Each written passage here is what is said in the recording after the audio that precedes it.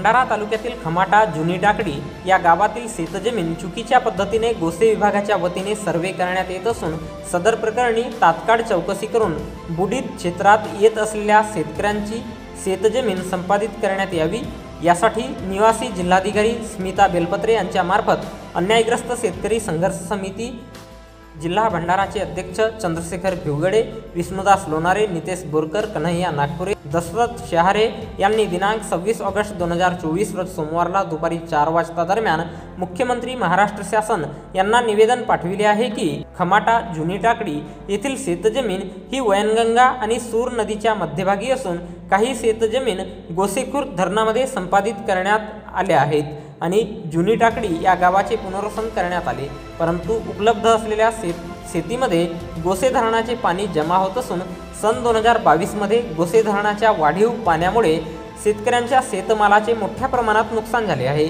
मात्र शासनाने अजूनपर्यंत नुकसान भरपाई दिलेली नाही। त्यानंतर गोसे धरणाच्या वतीने सर्वे केले। ज्या शेतकऱ्यांच्या शेतात गोसे धरणाचे वाढीव पाणी जमा होत नाही त्या शेतजमिनी उंचावर आहेत, त्या शेतजमिनी बुडीत क्षेत्रात दाखविण्यात येत आहेत। ज्यांच्या शेतजमिनीत गोसे धरणाचे वाढीव पाणी जमा होते, शेतमालाचे नुकसान झाले आहे, त्यांचे शेत बुडीत क्षेत्रातून वगळण्यात आले आहे। हे अत्यंत चुकीचे आणि शेतकऱ्यांवर अन्याय करणारे सर्वे करण्यात येत आहेत। म्हणून ज्या शेतकऱ्यांच्या शेतात गोसे धरणाचे वाढीव पाणी आणि पुराच्या पाण्यामुळे सतत नुकसान होत आहे अशा शेतकऱ्यांचे शेतजमीन कायम संपादित करावे, त्यांना मोबदला देण्यात यावा।